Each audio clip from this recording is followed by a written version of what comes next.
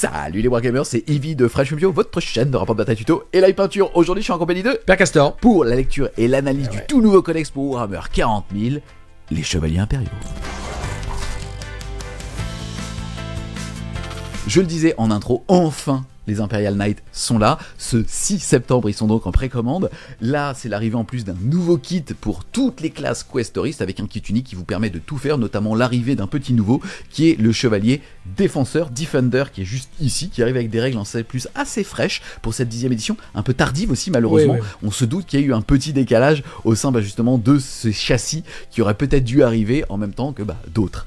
En tout cas, toi, qu'est-ce que tu as eu avec l'arrivée de cette armée d'Imperial Knight? Pour rappeler un petit peu le méta, encore une fois, il y a eu l'arrivée du codex des Chevaliers du Chaos, qui sont arrivés très forts, avec l'arrivée d'un index pour ces petits gars-là, avec la perte d'un point d'endurance, mais plus de points de vie, des nouveaux mécanismes aussi de jeu, et surtout un coup en point qui était très faible pour 2 mois. Ils ont été définisseurs du méta, c'est-à-dire de ce qui était fort et ce pourquoi il fallait s'équiper quand on jouait à Warhammer 40 000, mais là on arrive avec une refonte du codex, et là avec aussi une réadaptation des points, alors qu'ils ont de nouveau rechangé les points il y a quelques semaines.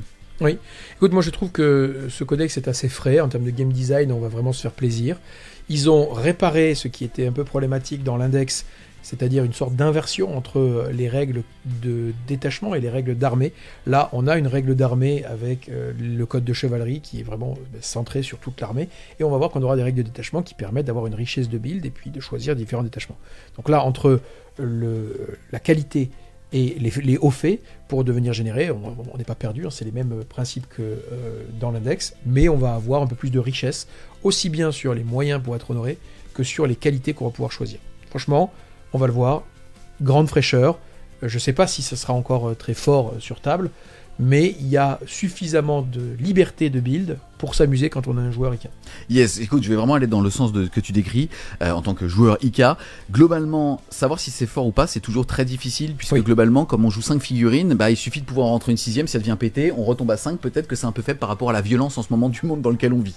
Ce qui est sympa, c'est que par rapport en tout cas au Chaos Knight, le game design vous permet de jouer plus de petits et donc de lisser le nombre d'entrées non pas à 5 ou 6, mais plutôt de 10 à 12.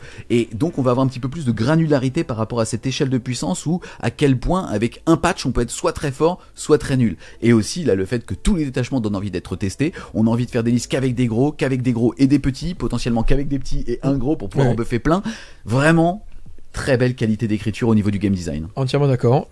On est sur quelque chose qui est à peu près équivalent en termes de qualité d'écriture à ce qu'on a eu pour le Chaos Knight, avec probablement un peu moins de puissance brute, mais par contre un intérêt que l'on va retrouver dans plus de détachements. Le Chaos Knight, l'intérêt c'était très fortement concentré sur l'Infernal Knight et éventuellement un petit peu les Lord of Dread. Là vraiment, on sent qu'il va y avoir plus de détachements utiles et intéressant, donc une rejouabilité maximisée. Yes, c'est marrant que tu aies fait justement la comparaison avec le détachement infernal des Chaos Knights. Je le rappelle, les détachements infernal, au début de la phase de commandement, toutes vos figurines vont pouvoir faire un test de commandement. En général, ils ont 6 ou 7 pour les petits, donc plus d'une chance sur 2, quoi qu'il arrive, normalement, de le réussir. Et si jamais vous le passez, vous allez être maudit et vous allez pouvoir déclencher à certaines phases des aptitudes différentes. Phase de mouvement, plus 3 pouces à votre capacité de mouvement. Phase de tir ou de corps à corps, la capacité de passer soit touche soutenue, soit touche fatale. Et aussi, dès que vous êtes pris pour cible, on lève la malédiction en obtenant une invulnérable à 5 au corps à corps et au tir et un insensible à la douleur à 6. Là, ça me permet de faire la transition avec la règle d'armée, c'est cette notion de fait et de qualité. Globalement, vous allez retrouver ici, vous le voyez, des faits, c'est tout simplement des choses que vous allez devoir débloquer pour passer d'un statut normal au statut de honoré. Avant de vous les lire, c'est très simple, soit vous allez les déterminer de façon aléatoire en jetant un D3 au début de la partie, soit c'est vous qui allez choisir justement votre fait d'arme à réaliser, et quand vous allez le faire, vous allez donc passer honoré. Si vous l'avez choisi de façon aléatoire, vous allez gagner 3 points de commandement qui dépassent la limite des points de commandement autorisés gagnés lors d'un tour, ou alors 2 si vous l'aviez vous-même choisi. Ensuite, vous allez avoir des qualités, pareil, elles sont 3, vous allez pouvoir les choisir, et ça sera effectif dès le début de la partie. Donc finalement, on a un petit peu cette saveur du détachement infernal des Chaos Knights, sauf que là c'est votre règle d'armée, donc en termes de latitude de jeu, et on en avait parlé aussi pour les Black Templars, quand vous avez des règles que vous pouvez choisir au début de partie dépendamment de votre match-up, là où normalement il n'y a aucune latitude, tout est fait sur la liste d'armée, c'est-à-dire que quand on part dans un événement ou quand on joue avec ses potes, on n'est pas censé changer nos listes à chacune des parties. Donc avoir de l'adaptabilité, ça a une vraie valeur en jeu. Ça a une valeur énorme, et là tu as parlé des faits qu'on allait pouvoir générer aléatoirement, parce que tu prends l'hypothèse qu'on va choisir, et tu as raison, la qualité. On peut aussi jeter la qualité aléatoirement, et ça permet de doper les points de commandement qu'on va récupérer de l'état honoré. Franchement, c'est vraiment hyper chouette, parce que vous allez pouvoir adapter la règle spéciale que vous avez dès le début de la partie sans être honoré. Donc si vous avez besoin d'hyper-attrition, vous allez choisir plus d'attrition. Si vous avez besoin de plus de mobilité, parce que votre attrition est déjà largement satisfaisante, vous allez prendre de la mobilité. Si vous avez besoin d'objectif contrôle, vous allez prendre objectif contrôle. Donc ça fait partie de vos choix de début de partie, c'est top. Par ailleurs, vous allez avoir besoin de points de commandement. Si vous vous dites que vous avez aucune difficulté à réaliser les faits, en tout cas les quêtes de chevalier, vous allez le jeter aléatoirement, comme ça quand ça sera fait, hop, vous récupérez 3 points de commandement, et c'est vraiment un énorme batch, hein, donc c'est vraiment hyper fort. Soit si vous dites, tiens, je sais pas, par exemple, ce personnage-là, il me gêne chez l'adversaire, il est obligé de l'engager tôt. Je vais choisir de tuer ce personnage-là, parce que je sais que ça va me garantir l'obtention de mes points de commandement très très tôt. A contrario, il n'a pas de personnage facilement tuable, exposé.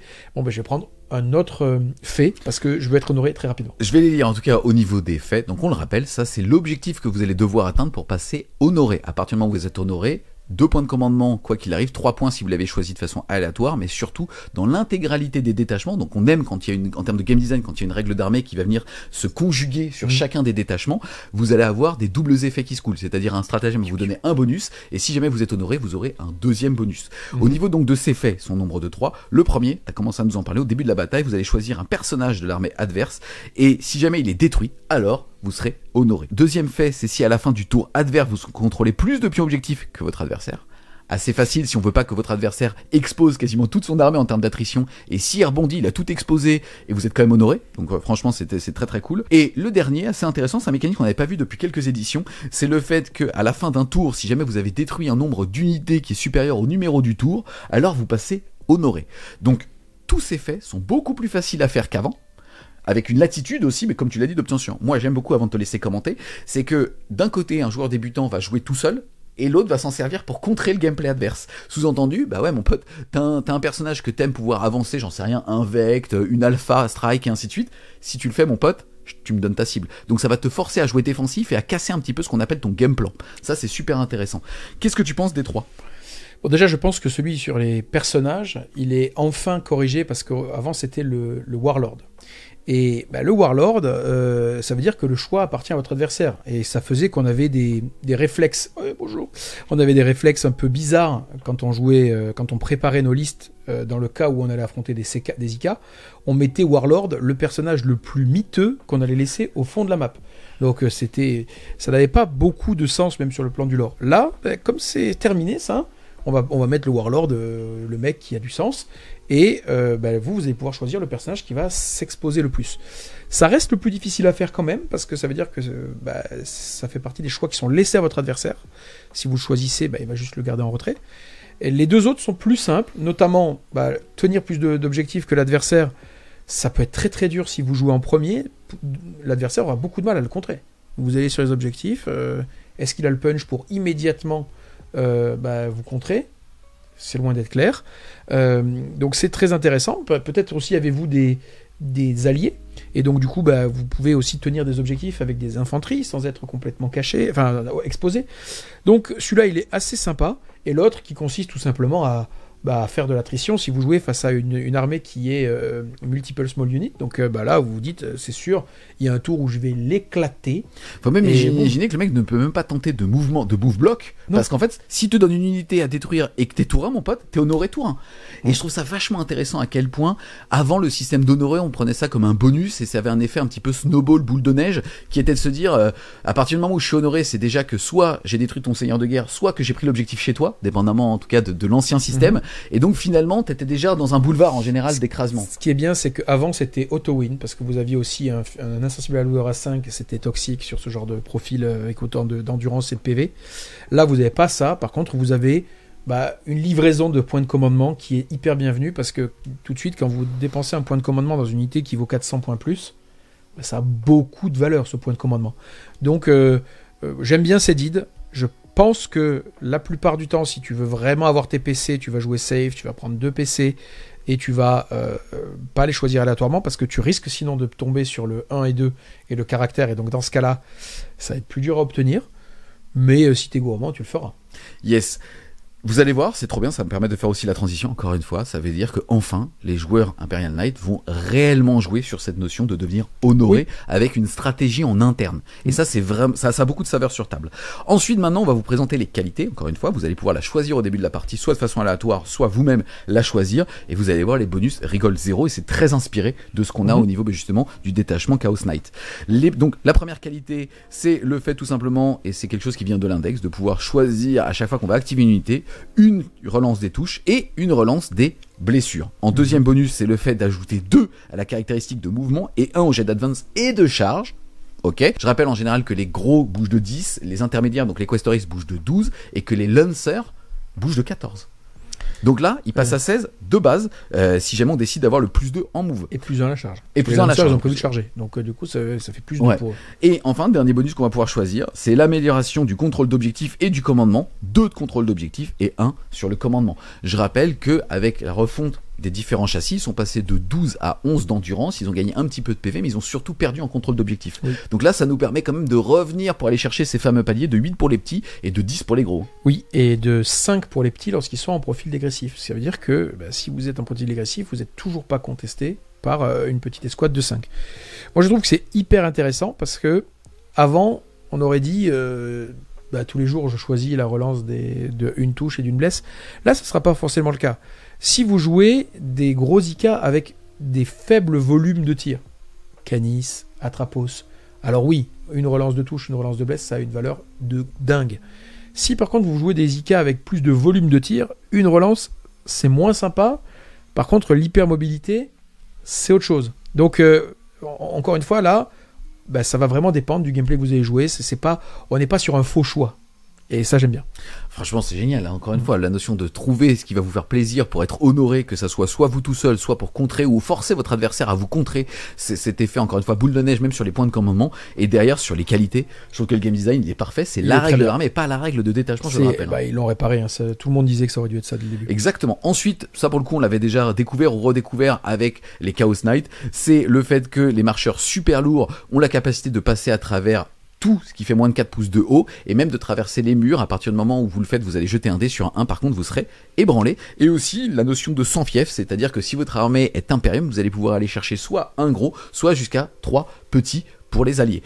Et enfin, là pour le coup c'est une vraie spécificité de cette armée en termes de règles, c'est la notion de lige. À chaque fois que vous allez jouer un gros, il va disposer d'une aptitude de lige, et l'aptitude de lige c'est très simple, à la phase de commandement vous allez prendre un petit, donc un armigère en français, désolé, dessus. Ça concerne aussi les Forge World qui sont eux les Moirax, et pour aller justement leur donner un bonus, et ce bonus dépend tout simplement de la figurine qui va donner cette fameuse aptitude de lige.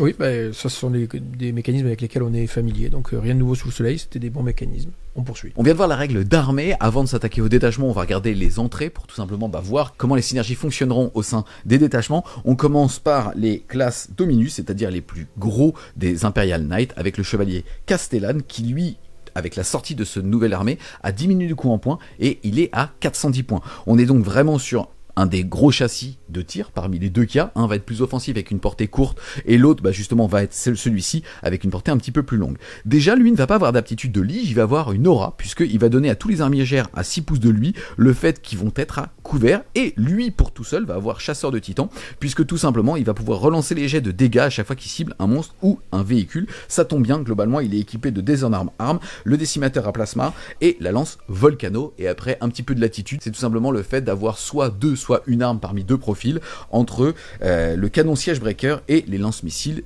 shield breaker.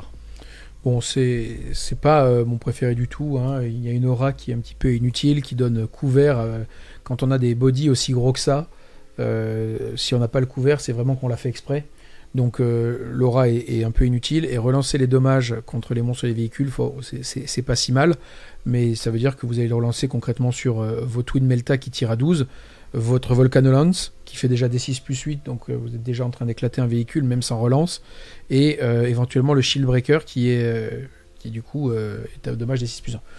C'est un peu dommage que sur ce genre de grosses pièces, ils aient pas trouvé une règle un peu plus sexy, du genre quand on tire avec la Volcanolance, on peut imaginer que les dommages splash d'une certaine manière, ou faut pas que ce soit trop pété, mais là vous tirez sur des possédés, vous faites des 3 tirs, si vous en tuez un, vous êtes content, hein. parce qu'un vu à 5... T'auras compris que c'est bien évidemment pas la cible.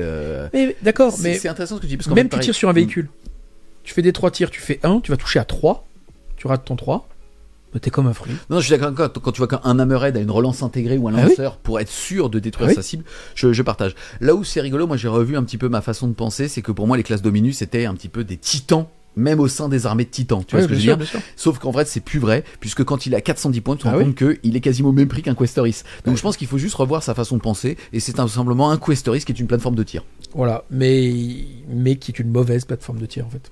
Donc il lui manque des règles un petit peu, comme tu l'as dit, de fiabilisation. C'est pas normal que tu dises j'ai une Volcanolance, je la pointe vers un véhicule, il est mort. Je veux même pas jeter de dés. Ou alors on les jette pour se rassurer. 2 rerolls. Non, touche à 3, des 3 tirs. Encore une fois, on rappelle que ta règle d'armée te dit aussi que tu peux choisir, si tu décides de jouer ce genre d'entrée, la reroll à la touche et la reroll à la... D'accord. Mais je suis d'accord avec toi. C'est pour ça qu'il est à 410. Et ben écoute, on continue le même discours avec le chevalier Valiant, qui lui est aussi à 410 points. Lui, il va toujours considérer que les armigeurs à 6 pouces de lui vont avoir le bénéfice du couvert. Lui, par contre, il va avoir choc tonnerre quand il tire avec son énorme harpon. Il va faire là des dégâts en zone, puisque son harpon ne va faire que des 3 tirs de force 24, PA-6, dégâts flat 6 à 12 pouces. Oui. C'est génial, et il est aussi équipé justement du canon à conflagration qui va faire 3d6 touches à 18 pouces de force 8, PA-1, dégâts flat 2. Oui, ce harpon dégâts 10, c'est là où je trouve ça assez cool. Désormais il est blast. Avant il était un seul tir, il avait des règles un peu cheloues. Là c'est des 3 tirs, blast, dev wound, et en fait peu importe qu'il ait touché sa cible, en fait, il a éclaté le sol, ça fait des dommages autour. Bon c'est à ça que je m'attends en fait, comme effet. Quand t'as, comme tu le dis, un titan qui tire à un endroit, il peut pas rater, il peut pas y avoir 0 effet au tir d'une Volcanolance. Merde, c'est pas possible. je suis d'accord. En tout cas, de toute façon, c'est des figurines qui ont toujours été un petit peu boudées, les classes Dominus, parce que trop cher. Dans un jeu très violent où finalement, quand on est capable soit de mettre un serment de l'instant, soit de maudire et de dire écoute mon pote, toi tu vas mourir parce que je vais mettre 2000 points d'armée dessus, on n'aime pas mettre tous nos œufs dans le même panier. Et donc c'est pour ça qu'on aime peut-être même avoir justement différents, même dans les listes, avoir 4-5 gros, on n'ira pas forcément vers les classes Dominus, même si là encore une fois, bon c'est rigolo parce qu'il a un harpon qui a des dégâts flat 10, et ça fait plaisir. Ça c'est rigolo. On enchaîne et on redécouvre le châssis des Questoris. On commence par le Paladin. Celui-ci est à 375 points. Il va avoir comme première aptitude l'aptitude de Lich, qui est le devoir du Paladin, puisqu'il va pouvoir justement donner aux armigères la touche fatale et lens, c'est-à-dire plus un bless quand on a chargé. En plus de ça, lui il va avoir comme règle noble chevronné, qui fait qu'il va avoir plus 1 à la PA s'il cible l'unité la plus proche éligible au tir. Et donc ça c'est vraiment cool. Il est équipé quoi qu'il arrive avec un Battle Cannon qui va faire à minima D6 plus 3 tirs de force 10, PA-1, dégâts flat 3, et après il va pouvoir choisir entre l'épée et le gantelet, et aussi qu'est-ce qu'il va mettre sur ses épaules comme arme. Écoute, c'est pas inintéressant comme bondsman, donc comme lien avec les armigeurs. Le problème, c'est que j'arrive pas bien à identifier comment est-ce qu'on va maximiser ce lien, parce qu'on va devoir cibler des unités hybrides qui vont bénéficier du lance au corps à corps et du létal quelque part. Le létal, on sait que c'est très fort dès lors qu'on a un grand volume de tir, éventuellement de force faible. Bon là, en fait, si tu le mets à un arminger de corps à corps, il a un melta d'un côté et de l'autre côté une attaque force 12. Donc bon, ça combote pas au maximum. Il est pas inintéressant quand même, parce que derrière il a des belles armes. Je suis pas un fan de l'obusier. Quand on a des grosses pièces comme ça, une des clés pour jouer contre, c'est d'aller engager avec de la merde l'adversaire. Et quand tu es engagé, tu veux pouvoir aussi tirer dans ton corps à corps pour te libérer, et l'arme blast te l'interdit. En tout cas, ce qui est quand même une bonne chose, il est équipé d'un obusier qui va aussi avoir comme faiblesse la PA-1. Lui, il va avoir PA-2 quand il cible la cible éligible la plus proche. Pourquoi pas? Sauf si tu es engagé. Parce que la cible plus proche, c'est celle qui est engagée. C'est celle qui te gratte les couilles. Voilà, exactement. On enchaîne ensuite avec le chevalier errant. Il vaut le même prix, il est à 375 points. Lui, il va avoir comme aptitude de lige la relance des advances pour les petits et assaut, donc le fait de leur donner la capacité de courir et de quand même pouvoir tirer. Lui, il va avoir comme bonus le fait d'avoir plus 1 pour toucher si il cible lui-même la cible la plus proche, uniquement au tir, et lui est de base équipé cette fois-ci avec un canon thermique qui va faire 2d3 tirs de force 12, PA-4, dégâts D6, déflagration et fusion 6 à 12 pouces. On va aussi pouvoir choisir ce qu'il va avoir sur les épaules et l'arme de corps à corps. On est encore une fois sur un profil hybride, d'où le coût en points, 375 points. Qu'est-ce que t'en penses? Pareil, ce profil hybride, il n'est pas inintéressant. Là, je vois mieux comment on utilise le lien de Bondsman, puisque on peut se dire qu'on va donner ça à un Arminger Melta qui va chercher à se positionner, qui va être ravi de pouvoir jeter un jet d'advance pour aller chercher sa Melta range, parce que désormais, on le rappelle, on va le voir en tout cas, elles sont passées à 18. On avait déjà eu cette sensation-là dans l'index. Donc 18 de range, donc Melta range à 9. Donc aller chercher cette Melta range, c'est toujours intéressant. Après, moi, je n'investirais pas un Bondsman pour ça. Honnêtement, on va voir, il y en a des bien meilleurs. Donc, il est bêtière, je dirais. Yes. Donc là, pour l'instant, toutes les figurines qu'on vient de vous présenter avaient un mouvement de 10. On est toujours dans des classes Questoris. On s'attend au galant. Celui-ci, il bouge de 12. C'est donc le spécialiste des corps à corps. Il est à 375 points. Il va avoir comme aptitude de lige de donner la relance des touches et la relance des charges aux petits. Et lui, pour lui tout seul, il va avoir fierté martiale. À chaque fois qu'il va s'activer pour se consolider, il va pouvoir bouger de 3 pouces supplémentaires, donc passant de 3 à 6. Lui, quoi qu'il arrive, n'est équipé que de 2 armes de corps à corps. Il n'a donc pas d'arme de tir, si ce n'est justement ses missiles tétons, et de toute façon sa mitraillette téton ou son fuseur de téton, et ce qu'il va avoir sur les épaulettes. Donc lui va être équipé avec la tronçonneuse et le gantelet. Écoute, je trouve ça pas mal. Il va un petit peu pâtir de la comparaison avec son homologue Forge World, le Lancer, qui a de base une invulnérable à 4 au tir et au corps à corps, alors que lui n'a une invulnérable à 5 que au tir. Donc comme il a l'ambition d'aller quand même à la cogne, c'est un peu dommage qu'il ne résiste pas plus que ça au corps à corps.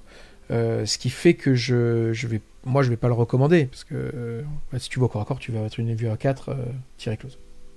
Dommage. On passe ensuite au chevalier vigilant, en anglais Warden. Pourquoi est-ce que je me permets cette fois-ci de le dire en anglais? C'est que c'est clairement celui qui avait trusté le début de la 10e édition, puisque c'est celui qui donnait en aptitude de lige le -1 dégâts. Alors au début c'était à lui et aux armigères qui buffaient. Maintenant, je le rappelle, les bonus ne sont donnés qu'aux armigères de l'aptitude de lige. Gros changement ici, puisque on en reparlera dans quelques minutes, mais c'est le défenseur qui va avoir cette aptitude de -1 dégâts, et le vigilant, lui, va donner touche soutenue et ignore cover. Lui, il va avoir bonus que pour lui, éclaircissez leur rang, puisque dès qu'il tire sur tout sauf monstre et véhicule, il va avoir blessure dévastatrice, et de base, c'est lui qui va avoir la canon Gatling, qui va donc faire 18 tirs de force 6, -2, et au corps à corps, le fait de pouvoir choisir entre la tronçonneuse ou le gantelet. Et il est un petit peu plus cher, il est 10 points plus cher, parce que lui est à 385. Lui, il est quand même pas mal, hein, parce que donner touche soutenue et ignore cover, concrètement, dit en d'autres termes, c'est +1 pour toucher et +1 à l'APA. Vos cibles seront toujours à couvert. Donc ignore cover, c'est +1 à l'APA. Donc de suite, là, les Elverine, touche soutenue et +1 PA, qui est un petit peu la faiblesse des autocanons Elverine, c'est cool, hein. Non, lui, il est bien. Son Bondsman est très bien. On verra qu'il va rentrer en concurrence avec le Crusader. Mais si vous voulez un gros hybride, il est cool. Il va à la cogne, il a son épée tronçonneuse ou son poing. Il vous met des coups de Gatling en blessure dévastatrice, qui est aussi une des failles des armes à gros volume, c'est qu'elles n'ont pas toujours le bon PA. Franchement, très bien. Yes, t'as parlé du croisé, du Crusader en anglais. Lui, il est 10 points plus cher puisqu'il va être à 395. C'est un petit peu le spécialiste du tir, toujours en Questoris et pas en classe Dominus par rapport à ce qu'on a vu tout à l'heure, puisque lui va être équipé de 2 armes de tir. Il va avoir comme première aptitude de lige devoir du croisé. On va avoir +1 pour toucher avec les armigères qui boostent. Et ensuite, lui va avoir salve plus punitive puisqu'il va pouvoir choisir à la phase de mouvement de ne pas bouger pour avoir touche soutenue 1. Donc là, on le voit, on a affaire à un body qui est plus redoutable au tir. Donc on va s'hyper équiper pour être de façon autonome plus létal. Par contre, on va être moins bon dans le Bondsman, puisque concrètement, lui, il donne +1 pour toucher. L'autre donne touche soutenue et ignore cover. Donc en statistique, c'est meilleur l'autre, parce qu'on le rappelle, touche soutenue, c'est un équivalent +1 pour toucher. C'est même mieux que ça si jamais vous avez une relance. Donc ça se discutera. Le fait d'avoir 2 armes, donc un thermal cannon et une Gatling, ou un battle cannon et une Gatling, ou alors vous voulez le Warden qui est un peu moins cher, qui va avoir un profil hybride mais qui va mieux buffer vos petits potes. Ça sera à regarder. Yes, bon les gars, c'est maintenant que la vidéo commence, on est d'accord ? C'est là. On va vous présenter le nouveau chevalier défenseur, c'est-à-dire cet homme ici, donc nouveau kit, c'est cool, hein. Il faut savoir que Game Workshop a réharmonisé tous les kits pour qu'avec une seule boîte vous puissiez monter toutes les classes Questoris. Là, c'est donc le chevalier défenseur, il est beaucoup plus cher puisque celui-ci est à 425 points. Globalement, il va bouger de 10, celui-ci va avoir de base une invulnérable à 4, là où les autres avaient une invulnérable à 5. au tir uniquement bien évidemment. Il va avoir en plus de ça 2 aptitudes. La première c'est devoir du défenseur qui est donc une aptitude de lige qui va permettre de faire moins 1 dégât sur justement les armigères qui va booster, juste pour vous ouvrir aussi un petit peu l'esprit, même si on en parlera plus dans les détachements. Globalement vous allez avoir une amélioration dans un détachement qui vous permet de booster non pas un petit mais 2 petits, et un détachement complètement spécifique aux aptitudes de lige qui va vous permettre de booster jusqu'à 3 petits avec un gros. Donc il faut imaginer qu'en fait ce défenseur va arriver avec 2 nouveaux gameplays, un qui est une réutilisation de la V10, c'est de te dire on va jouer plein de petits qui systématiquement on enverra avec des moins 1 dégâts, et aussi sa deuxième aptitude qui est protecteur altruiste, et ça c'est une nouveauté. À chaque fois qu'on va tirer sur une figurine qui a le mot-clé chevalier impérial, donc ça concerne aussi les petits, et que celui-ci est entre la cible et le tireur, alors la cible va bénéficier d'une invulnérable à 4. Oui. C'est un peu l'équivalent dans le détachement générique d'avoir la réorientation des boucliers uniques qui donnait une invulnérable à 4 au tir. Donc oui. Putain, il y a quand même 2 aptitudes qui font plaisir. L'invul à 4 en zone indirectement si tu tires derrière lui il l'a de base, et aussi le moins 1 dégât sur la lige. Et juste avant de te laisser commenter, la découverte de 2 tirs, parce que celui-ci est équipé full tir, il n'a pas d'arme de nacelle, mais il a ce fameux Void Shield que les joueurs de Titan connaissent bien, qui donne cette fameuse invulnérable à 4 en zone. Il va avoir comme arme de tir un oblitérateur à conversion, qui va faire donc 3 tirs de force 12 PA-2 dégâts flat 4, mais qui vont être tous soutenus D3, et qui, si tu tires à 18, vont critique sur du 4. Donc assez intéressant, t'as envie de l'envoyer au charbon, il est vraiment fait pour être middle range et qui cache les copains derrière. Et aussi d'un exécuteur à plasma pour faire D6 plus 3 tirs de force 9, PA-3, dégâts flat 3. 425 points, je te laisse parler. Écoute, moi je le trouve vraiment chouette parce qu'on est toujours content d'avoir des nouvelles unités. Il y a quelque chose qui me trouble un peu, c'est que les 2 aptitudes qu'il a sont un petit peu anti-synergiques, et donc c'est pas forcément un problème. D'habitude ça l'est. Là ça va probablement plutôt ouvrir des gameplays différents qui seront quand même assez exclusifs l'un de l'autre. Donc on a dit soit vous attribuez à un petit, un moins un dommage, donc ça a beaucoup de valeur, vous avez envie de préserver cette aptitude-là, et puis ils y vont au charbon, moins un dommage, c'est chiant de tuer des petits, moins un dommage. Soit vous êtes plutôt front, vous allez à la cogne, et tout le reste de votre armée suit derrière lui, et il s'interpose entre les tirs de l'adversaire. Il défend. Et dans ces conditions-là, vous avez une invulnérable à 4 jusqu'à ce qu'il meure sur toute votre armée. Sauf que ça anti-synergise d'abord avec le fait de préserver un bondsman d'une telle qualité, et surtout avec le Conversion Beamer qui est quand même très intéressant. Vous faites 3 tirs, c'est un faible volume, mais touche soutenue D3, on rappelle que vous allez pouvoir avoir une relance, donc vous allez pouvoir investir dans ce faible volume d'attaque. Et donc on peut très bien se dire, 3 tirs, je vais probablement en faire 2 qui vont toucher à 4, peut-être j'en ferai 2 qui vont toucher à 4, un qui va toucher à 3, dans le meilleur des cas. Ça veut concrètement dire que vous allez faire 3 touches, plus 4. Vous allez faire 7 touches, force 12, moins 2, 4. Donc son arme est assez intéressante, dès lors qu'elle reste suffisamment loin, ce qui n'est pas forcément facile à déclencher. Donc soit vous allez avoir un gameplay très front, et vous allez tirer sur ce qui est au fond de la zone de déploiement adverse, avec cette arme-là, pour essayer de maximiser son effet. Soit vous allez en avoir un, on verra qu'il y aura des reliques pour dédoubler les bondsman, vous vous en doutez, ça existait déjà, et vous allez attribuer, un peu comme un papa qui gère un petit peu son champ de bataille, 2 bondsman à des petits qui vont aller au charbon pour vous, et vous allez tirer de loin, vous avez votre 4+1 vue, c'est très chiant, vous n'allez pas du tout être une cible prioritaire, parce que 4+1 vue au tir, l'enfer. Je pense que c'est plutôt ce gameplay-là qui va dominer, honnêtement, parce que si vous vous rapprochez trop, on le sait, vous vous exposez au mécanisme anti-IK, au PA élevé de corps à corps, vous n'avez pas envie de ça. Donc je l'aime beaucoup. Je trouve qu'il a un bon volume de tir, une grande utilité sur table. Je ne serais pas étonné d'en voir 1 ou 2 par détachement. Yes, on passe maintenant au chevalier précepteur. Là pour le coup on est sur le moins cher, il est à 365 points. Il va avoir un système assez rigolo puisque pour le coup son aptitude de lige va être sur sa capacité à au début de la partie choisir une proie adverse, et l'aptitude de lige va donner la relance des blessures aux armigères qui ciblent cette même proie, quand lui va pouvoir le faire de façon automatique. Lui il est équipé d'un impulseur laser et d'une tronçonneuse, plus bien évidemment de l'arme que vous pourrez choisir là-dessus. Donc globalement il va pouvoir faire des 6 tirs de force 14, PA-3, dégâts 4, ou 2 des 6 tirs de force 7, PA-1, dégâts flat 2. Qu'est-ce que t'en penses ?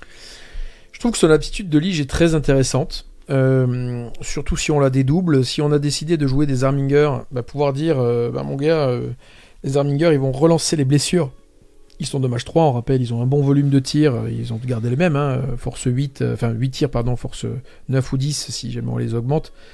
Donc ça, c'est quand même assez intéressant pour faire de la plateforme de tir long range et se dire, ouais, j'attribue à 2 Arminger, ils sont énervés contre la même cible que moi, ils la pètent, comme elle meurt, je réattribue, tout va bien. De ce point de vue-là, franchement, plutôt belle synergie, c'est normal aussi que ce soit le moins cher. Après, ça fait beaucoup de points engagés dans des logiques un peu backlane, un peu lointaines. Donc moi je le trouve jouable, il faudra regarder comment il interagit avec les détachements. Yes, on avance avec, certains vont être très déçus de la refonte de Canis Rex, figurine qui était auto-incluse dans quasiment toutes les listes parce qu'il était astro pété, trop fort sans doute. Là il est à 415 points. Globalement c'est un mécanisme un petit peu unique puisque c'est un Imperial Knight personnage, tout comme les autres titanesques, sauf que lui en fait embarque Sir Hector, qui est donc une figurine qui, lorsque justement on va détruire le gros, va le faire débarquer.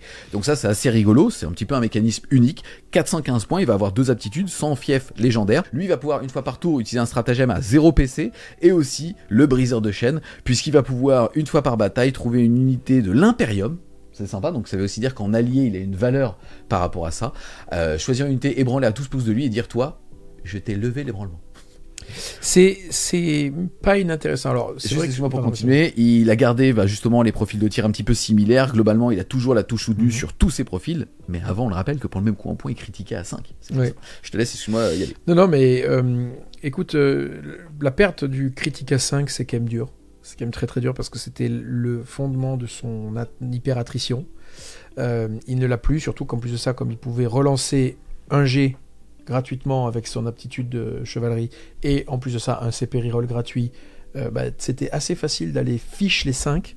Ça le rendait très très très très létal. Là ça sera plus le cas, faut être honnête. Il est quand même pensé pour être un allié. C'est plutôt une bonne chose, hein. À la base c'est un Freeblade, c'était bizarre de le voir auto-include dans les listes de CK. C'est un lone wolf le gars, hein. Donc qu'il soit plutôt taillé pour accompagné de l'Imperium en allié. C'est génial. C'est génial. Le mot-clé Imperium est rare. Hein. Voilà. Et donc, on l'a sur un certain nombre, mais on l'a sur Gulliman, par exemple. Donc là, on l'a sur Canis Rex. Mais il y a des détachements, en tout cas, il y a des codex qui n'ont pas cette ressource de débattle choquer une unité. Et c'est bien de pouvoir l'avoir. Ça a une ressource de build sur laquelle il ne faut pas cracher quand on est joueur Imperium. J'imagine que, par exemple, tu vois, en Blood Angel, il y a le chaplain qui peut le faire, mais si vous en avez besoin d'un deuxième, ça peut être fort, parce que en Blood Angel, je rappelle que vous pouvez doper vos stratagèmes en forçant une de vos unités à se battle choquer. Donc là, vous avez dopé votre unité, hop, elle est débattle choquée, elle est à nouveau en capacité d'utiliser des stratagèmes. Bon, je vais pas vous vendre le fait qu'il est pas nerf, il est nerf. Par contre, désormais, il a une utilité différente. Je pense que c'est plaisant. Yes. On va maintenant clôturer les gros en parlant un petit peu des classes Serastus. Donc on ouvre une courte page au niveau de Forge World. On va pas faire un codex review sur leurs entrées. Je vais juste vous donner les coups en point parce qu'on a la chance de les avoir. T'as parlé tout à l'heure du Lancer. Lancer, on rappelle qu'il bouge de 14. Il est équipé avec une lance qui fait très très très mal et aussi un bouclier qui a donc une invulnérable à 4 au corps à corps au tir. Lui, il va être à 395. Ensuite, on a le Castigator qui est équipé d'une Gatling qui faisait assez mal, qui est à 395. L'Atrapos qui était très méta, qui est à 405. Le Acheron qui était aussi assez méta, qui est à 395, le Styrix à 385, tout comme le Maghera.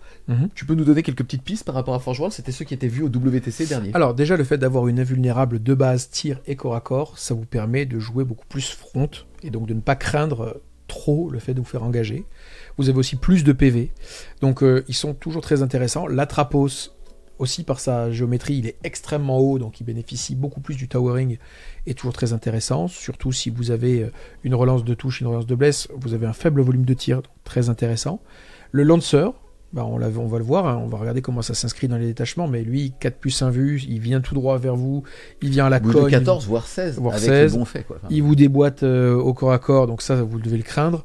On peut regarder aussi d'autres bondsman pas inintéressants, le Maghera ou le Castigator qui va donner aussi des bonus de PA aux Elverines, donc avec un certain nombre de stratagèmes, vous allez pouvoir stacker et avoir des Elverines qui vont être avec des PA élevés, des forces élevées, donc vraiment létaux. Donc il va falloir tout regarder. C'est un peu ça l'intérêt de la sortie d'un nouveau codex, c'est on va récupérer les datasheets de Forge World et on va regarder ce qui se passe si on les plonge dans les bains des différents détachements, et ça on l'évoquera à mesure qu'on regarde les détachements. globalement quand même, les tauliers n'ont pas changé. Atrapos, Lancer, Castigator. Ok, on passe maintenant du côté des petits, c'est-à-dire des Jarmigères. Ils sont au nombre de 3. On va avoir le Elverine qui est à 140 points. C'est celui qui est équipé avec un double autocanon Armigère. Il va donc faire 8 tirs de force 9 PA-1 dégâts flat 3. Il va avoir comme aptitude protocole de suppression. À votre phase de tir, on va choisir une unité ennemie à l'exclusion des monstres et des véhicules qui auront été touchés par une de ces armes. Ils vont être pilonnés. Ils auront donc -1 pour être touchés jusqu'à votre prochain tour. Il peut être équipé au-dessus de sa petite tête, soit avec un fuseur, soit avec une mitraillette. Et globalement, il est victime des changements de profil, puisqu'il est passé de endurance 10 à endurance 9. Il bouge de 12 par contre lui, et il est passé de 12 par contre à 14 points de vie et contrôle d'objectif 6. On se rappelle que si au début de la partie on choisit le beau bonus, il est contrôle d'objectif 8. Ouais. Alors, victime, c'est une question de point de vue. Oui. Contre la plupart des armes, le bonus en PV gagné versus la perte du point d'endurance, c'est une augmentation de résistance. Donc ça, c'est un point. Il a perdu son aptitude à blesser à 2+, toutes les unités qui volent quand il tire depuis sa zone. Donc ça, c'est un peu big. Par contre, là, il a un peu la saveur Canis Rex, c'est-à-dire que si vous l'utilisez en allié, vous allez pouvoir utiliser sa suppression protocole. Si vous l'utilisez en base d'attrition de votre armée IK, vous n'avez pas envie dessus de mettre -1 hit au mec, vous avez envie de le buter. Vous savez, il a -1000 pour toucher. Voilà. Mais par contre, donc, du coup, de ce point de vue-là, c'est pas ouf. Mais de point de vue allié, avoir 3 Armigers qui vont soit être votre plateforme de tir pour retenir votre backlane, soit engagés parce que c'est pas si cher que ça et puis c'est assez résistant, vous allez pouvoir attribuer des suppressions sur différentes unités, et je peux vous garantir que ça fait hyper chier quand vous êtes l'adversaire de ça et qu'on vous met des -1 hit partout, on éteint vraiment votre attrition. Donc je trouve que ça se regarde en allié, honnêtement. On enchaîne ensuite avec le deuxième profil, c'est-à-dire l'Armigère Astière. 140 points aussi, le Moirax sera à 150 en version Forge World. Là en tout cas j'aime beaucoup ce qu'ils ont réussi à faire, puisque c'était un profil un petit peu trop hybride historiquement. Là on va voir qu'il a globalement exactement le même profil que son copain, 3+5+, invulnérable. Lui il va de base être équipé avec une mitrailleuse qu'on peut changer en fuseur, mais surtout une lance thermique qui nettoie très bien, puisque 2 tirs de force 12 PA-4 dégâts D6 et fusion 4 à 9 pouces, donc très bonne règle. Et aussi justement une tronçonneuse Reaper qui a été boostée par son aptitude. Lui il va choisir de soit faire 4 attaques dégâts flat 3, soit 8 attaques de force 8 -2 1 en ce qu'on appelle swipe balayage. Il va avoir comme aptitude gloire impétueuse, puisque si celui-ci a chargé, il va ajouter 1 à la caractéristique d'attaque de son profil énervé et 2 quand il décide de swiper. J'aime bien qu'ils aient adapté tout ça. En général, quand t'as qu'une attaque en swipe, c'est dommage de swiper alors que tu vois ce que je veux dire. Là au moins ils l'ont boosté, donc on monte quand même à 10 attaques de force 8, PA-2 dégâts 1 pour 140 points. Et encore une fois, faut se rappeler que là on parle des Armigères, c'est donc en synergie avec les aptitudes de Lige pour comprendre comment ça marche. Oui, mais moi je le trouve très bien. On est, comme tu l'as dit, sur un profil qui reste quand même hybride, avec des coups de Melta, qui a envie d'aller à la cogne, parce qu'il a envie de rentrer dans les 9 pouces pour être en Melta range, il a envie de te charger après.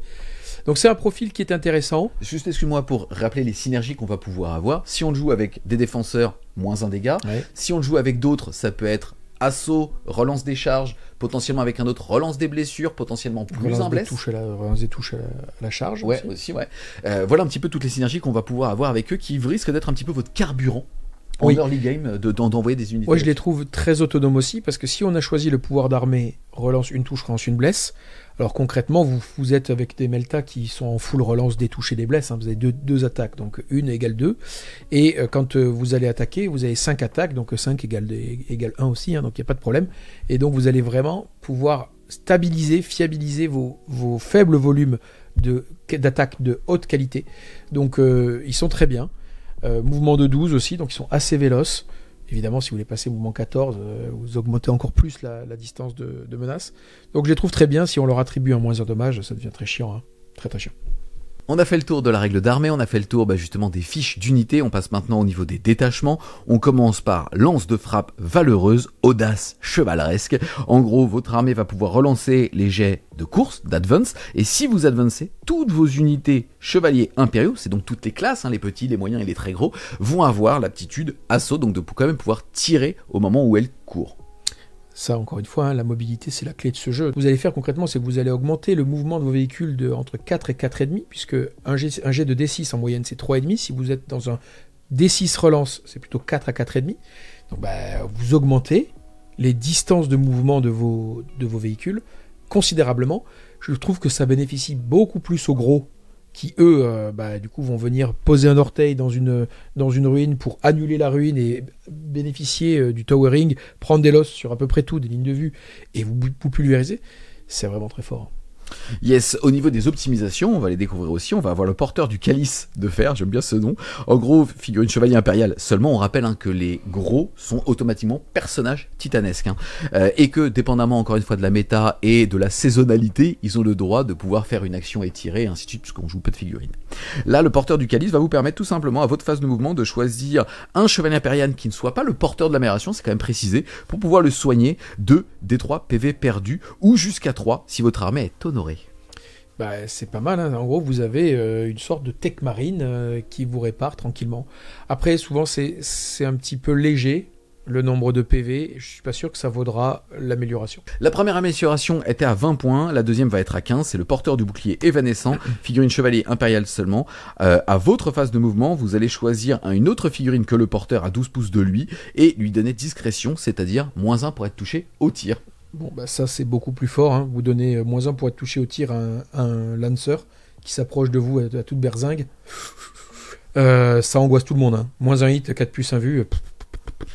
Ensuite, on va avoir porteur du home juge. Là, vous allez donner l'ignore cover au tir à un autre. C'est très fort. Encore une fois, c'est un +1 à la pénétration d'armure. Tout ça, on se rend compte que ce sont des attributions d'aptitude qui ont vocation à être attribuées à l'unité la plus grosse possible pour avoir un maximum de valeur. Et donc, attribuer la première à un Lancer, meilleur exemple, la deuxième à un Crusader qui va avoir Ignore Cover, donc un bonus de PA. C'est très fort. Yes, et la dernière, c'est tout simplement la même chose. On va choisir une autre unité que lui à 12 pouces et lui donner la relance des charges. Très bien. Moi, j'ai le sentiment quand je lis ça, que ça a un maximum de valeur lorsque c'est injecté dans des profils de gros IK. Donc là, mon premier réflexe, quand je lis le pouvoir d'armée et la deuxième et la troisième amélioration, j'ai envie de remplir ma liste de gros IK. On va voir si c'est encore le cas avec les stratagèmes. Ensuite, on passe du côté des stratagèmes. On commence par piétiner les. Il vaut un PC. Si c'est la phase de combat, vous allez choisir vous allez choisir un point du champ de bataille. Et toutes les figurines Imperial Knight vont avoir la capacité lance tant qu'elles sont à 9 pouces de ce point. Donc +1 pour blesser si vous avez chargé. C'est pas inintéressant. Pas tant la zone d'aura, puisque en réalité vous avez peu d'unités, donc les auras, mais c'est surtout que vous allez pouvoir utiliser les sweeps qui ont des volumes d'attaque supérieurs et qui parfois peuvent pâtir de leur force un peu plus faible au maximum de leur efficacité. Donc typiquement, vous attaquez, des possédés, vous les attaquez au sweep force 9, dommage 3, vous avez quand même envie de les blesser à 2, boum, un PC, vous les blessez à 2. Ensuite, on passe à pied de tonnerre, il coûte un PC, ça va utiliser à la phase de combat, on va choisir un chevalier impérial, globalement, dépendamment de sa taille, c'est-à-dire que les armigères vont passer à 8 attaques de petits pieds de poulet, et les gros vont passer à 12 attaques. C'est intéressant parce que souvent, vous allez vous faire engager vos IK de tir avec un peu de la merde. Parce que l'adversaire dit, ok, le mec il fait des attaques, il va bien me blesser, mais il est PA1, dommage 2, et donc ça va le faire. Je mets 5 marines dessus, ça va suffire. Là, vous êtes en train de gamble son mouvement, et donc vous dites, si tu mets 5 marines, je vais te faire 12 attaques, PA2. Je vais te blesser à 2, je vais avoir une relance de touche, une relance de blesse, peut-être ils vont mourir en fait. Donc c'est pas inintéressant. Yes, ensuite on va avoir Abride abattu, celui-ci vaut 2 PC, il se choisit à la phase de mouvement, même chose, vous allez choisir un point du champ de bataille, et à 9 pouces, vous allez avoir +2 à la caractéristique de mouvement, et +2 au jet d'advance. Je rappelle que c'est cumulatif, les valeurs de mouvement, donc vous êtes à 10 en général, potentiellement un Lancer qui bouge de 14 de base, vous choisissez au début de la partie le +2 move, vous êtes à 16, là vous passez à 18 de mouvement. Le Chaos Knight en sueur en mode, je suis un petit peu lent. Ce qui est un peu triste, c'est qu'on n'a pas d'occurrence d'advance charge, donc là ça aurait été un peu big, parce que +2 au mouvement, +2 à l'advance, reroll des advance, on rappelle, dans le détachement. Ce que je retiens quand même, ça veut dire que vous allez, pour 2 PC, vous allez pouvoir éventuellement hyper doper une galette de 18 pouces de diamètre de votre armée, où vous allez faire des advances à +2, relance, donc vous allez plus faire entre 4 et 4,5, vous allez faire entre 6 et 6,5 plus votre mouvement classique, donc 16,5 de mouvement de base, vous allez traverser les murs, donc vous allez attraper des lignes de vue de l'enfer, et même si vous avez décidé de pas advance, si vous avez, je sais pas moi, on l'a dit, un Lancer qui bouge nativement de 14, là il va bouger nativement de 16, il va vous ramasser la gueule tout de suite en fait. Quand on bouge de 16 en un tour, on peut très bien charger ce qui s'est mis à la lisière de la zone de déploiement adverse. Donc non, ça c'est très très fort, c'est la raison pour laquelle ça vaut 2 PC. Hein. Yes. Ensuite, on va avoir vœu de représailles à 1 PC. À votre phase de tir, pareil, vous allez choisir un point du champ de bataille. Et à 9 pouces, vous avez jusqu'à 3 unités, la touche fatale. Bon bah ça, c'est fort dans plein de cas. Soit vous avez une petite batterie d'Arminger que vous avez mis forcément un peu... Armiger. Elle a l'air con comme moi quand tu le dis en français. Non, moi j'aurais pas l'air con. D'Arminger, qui sont... un peu paquets parce qu'ils vont vouloir prendre la même ligne de vue sur la même cible.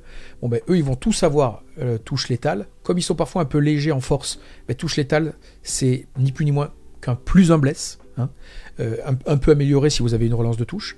Ça c'est le premier sujet qui est pas inintéressant. Maintenant, pour aller plus loin, est-ce qu'on se rappelle que les Defenders, s'ils sont à plus de 18, ils ont touche fatale, enfin ils ont touche crit à 4 et nativement sustain D3.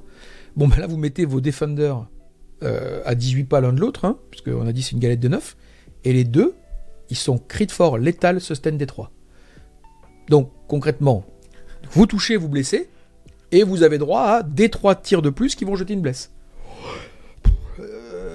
Désagréable, hein, très désagréable. Donc là, je pense que ça peut être un mécanisme d'attrition central autour de 2 Defenders qui, pour un PC par tour, vont se retrouver à être, tout on a dit, touche critique, létal, ce stade des 3. Ensuite, on va avoir la réaction tactique, un mouvement réactif en IK. Ça fait plaisir, ça coûte 1 PC à la phase de mouvement adverse. En gros, si une unité ennemie finit à 9 pouces d'un chevalier impérial, il peut bouger de D6. Ben ça, c'est très fort parce que la plupart du temps, vous exercez auprès de votre adversaire un spacing, c'est-à-dire une maîtrise de la distance qui est déjà difficile à gap close, donc à combler par des mécanismes d'advance charge. Là, si en plus de ça, quand le gars il dit bon, ouais, j'ai trouvé, tu t'es approché, j'arrive, je viens la cogne, ou je viens tout simplement juste t'attraper pour t'empêcher de fallback tir, pour te faire chier, quoi, parce que c'est impossible de continuer à jouer avec toi qui bouge de beaucoup, qui advance tir et qui prend des lignes de vue de l'enfer. Bon, si à ce moment-là vous lui dites roll de D6, j'augmente de D6 ta charge, c'est ça qu'on parle. Hein. C'est fort. Hein. Encore une fois, ça c'est plus fort sur un gros Zika que sur un petit. Hein.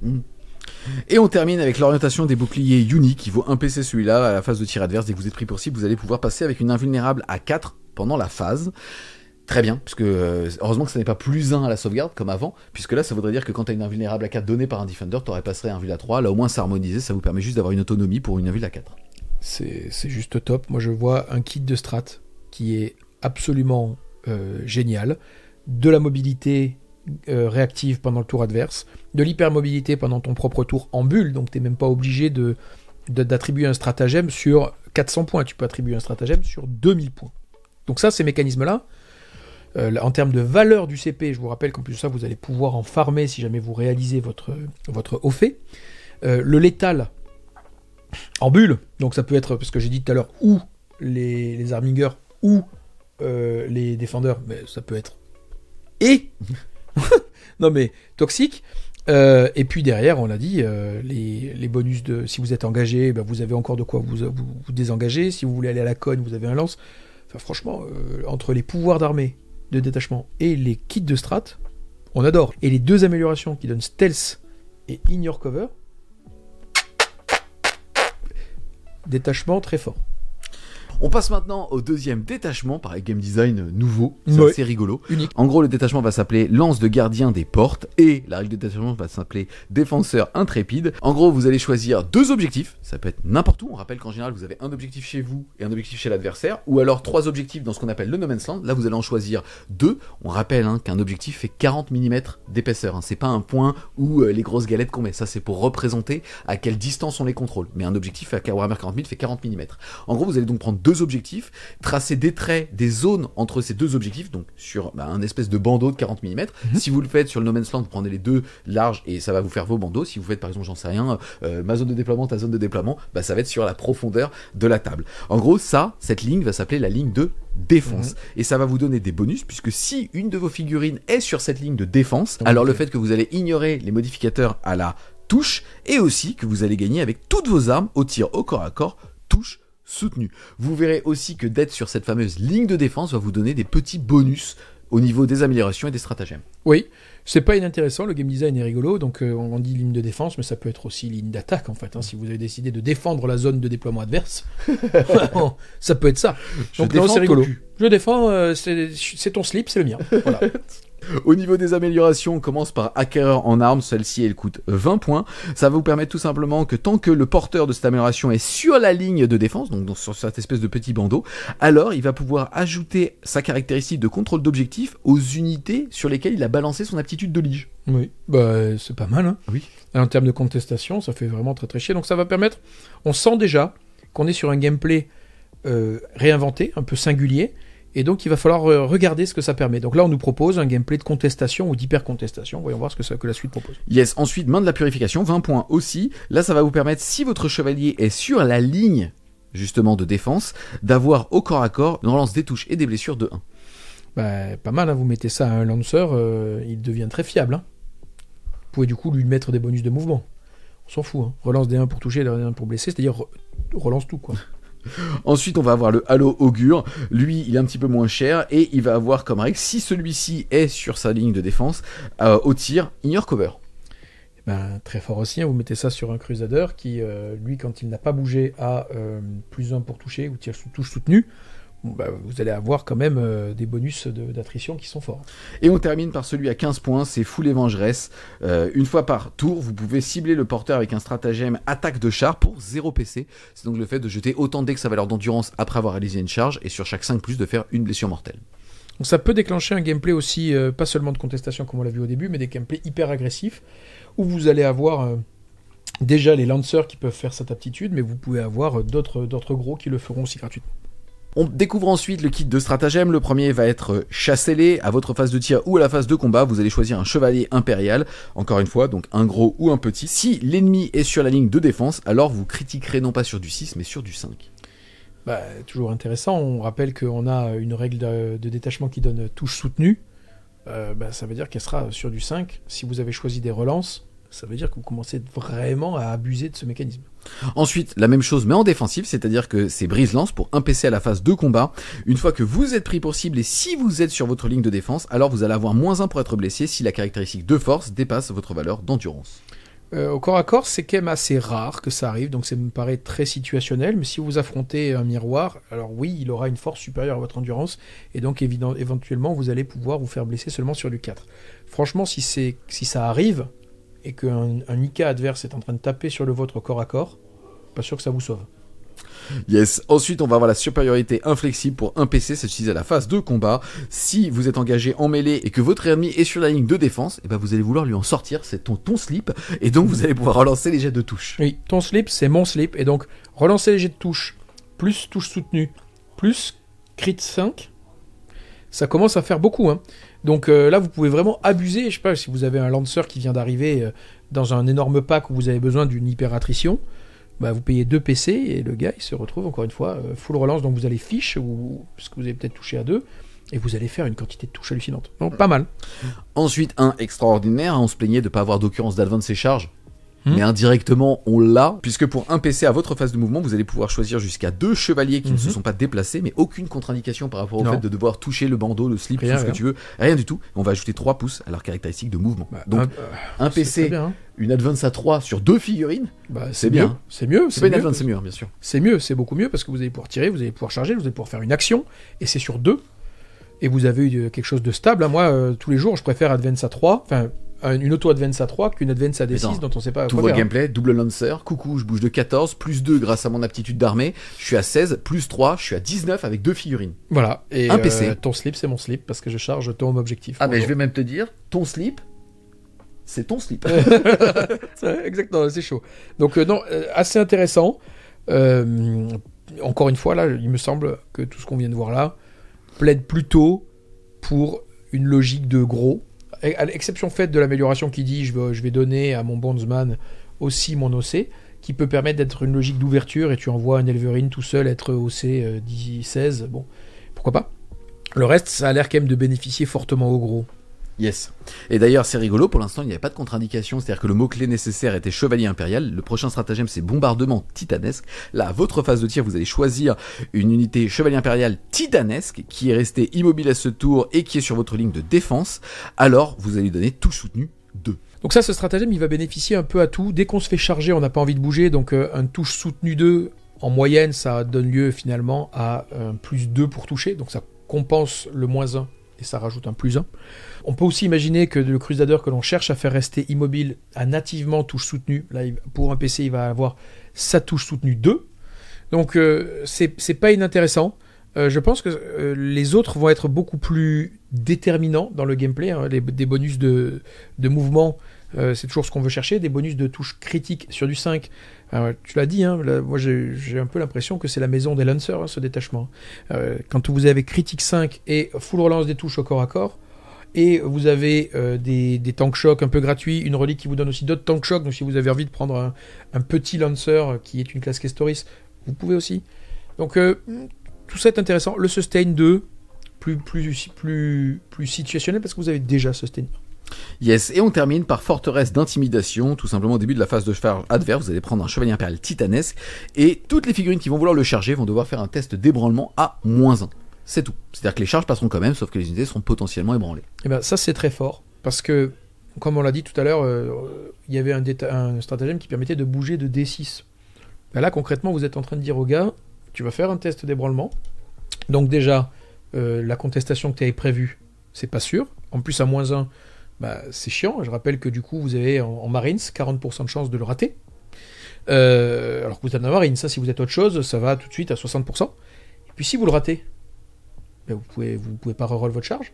Vous faites un 2, un 3, un 4, un 5 comme un gros fruit, bah, vous restez là. C'est fort.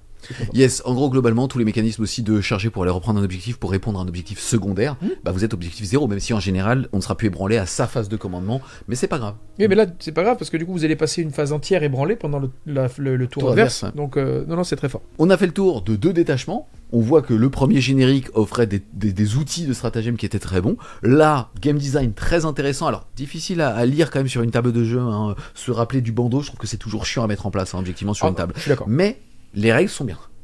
Les règles sont bien, le game design est singulier et ça franchement faut pas bouder son plaisir, ils ont vraiment fait un effort.